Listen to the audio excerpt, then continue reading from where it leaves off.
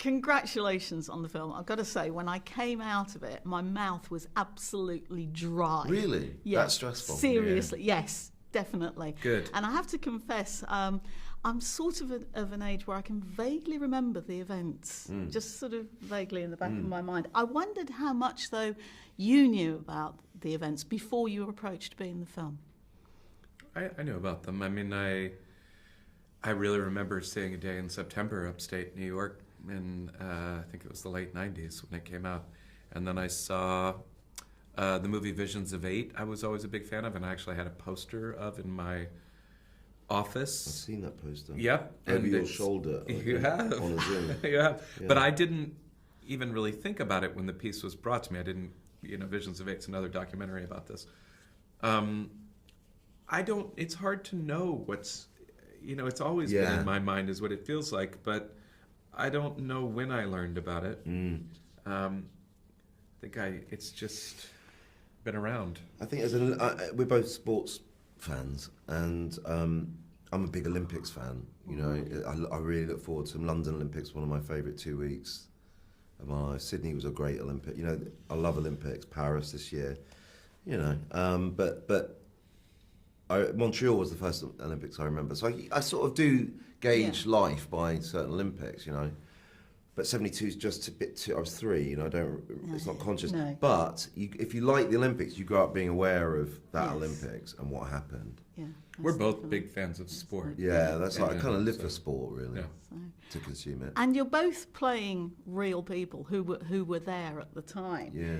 How did you go about finding out about them? Because neither of them are with us now, sadly. You just do it in the ways that you would imagine you do. You read a little here or there, and Roone has a book, 2 chapters of it are about this. But, it's always just 2% of what you end up doing, because you're just sort of looking for things that could add to the story that's the hour-and-a-half story that you're telling. A lot of that stuff is never going to wind up on screen, especially in this movie that's not particularly interested in anything that's outside of this room. So, I don't know, I spent a lot more time... You spend a lot more time just sort of honoring yourself and figuring that will honor them. I threw out a pair of glasses that are similar to his. We all wore glasses as well, which was one of my favourite things about it. He insisted that mine be dirty. He kept dirtying Peter's glasses He would up. take my glasses and I'd be like, because that's the worst if you wear glasses. But I understood it though. I understood the instinct, but it was because they. But I noticed it in that scene in the corridor. I could see. Oh my God! And I have the instinct to take them off and clean them, but he kept saying no. But it was. Sorry, I can't remember what we were talking about. Yeah, but he was into the movie The Insider. Yeah. That's what, Russell Crowe's glasses. Yeah, and he kept thinking about Russell Crowe. I've got to ask you about Roone, though, because I have never seen anybody who makes decisions that fast on the hoof. Bang, bang, bang. How decisive are you? I'm very decisive. Even today? Yeah, I think I am pretty decisive. I mean, I've made many decisions that I regret, though.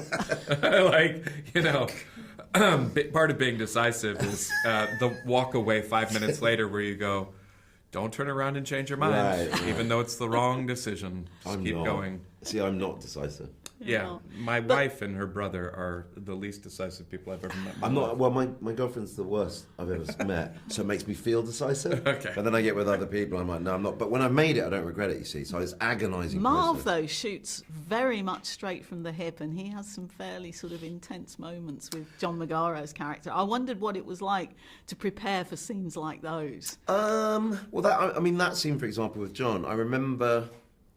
I didn't get nervous for this movie, you get normal nerves before you start, new boy, first day, everyone gets that, and you want to have that feeling because otherwise you're getting jaded or cynical, But and you want to be good enough, But that day I remember that was the first scene we were shooting, and when you got going into sort of quite an emotionally charged scene, first thing you kind of turn up a bit ready. You sort of feel it the night before. You're aware that you don't overthink about it, but you know that that's coming. So maybe your sleep's a bit different, and you get there. And and some actors don't; they warm up into it. But I come ready. It's likely to be too much on the first one, So, but that was a scene. That was a scene of betrayal. Yeah, I always was a scene about betrayal, which is very, really painful and hurts. It's just this man that he's put in this position. Don't let me down. Yeah. And he lets him down about a very, very serious ethical breach. Yeah, I always say give me the most emotional scene in the movie first. Yeah.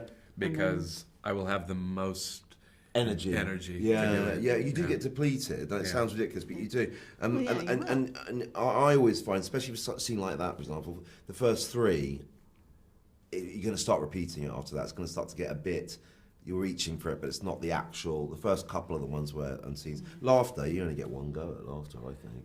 I wish we had so much longer to talk about the film, but unfortunately we haven't. Thank you so much for your time. It's been great to talk to you. And you too.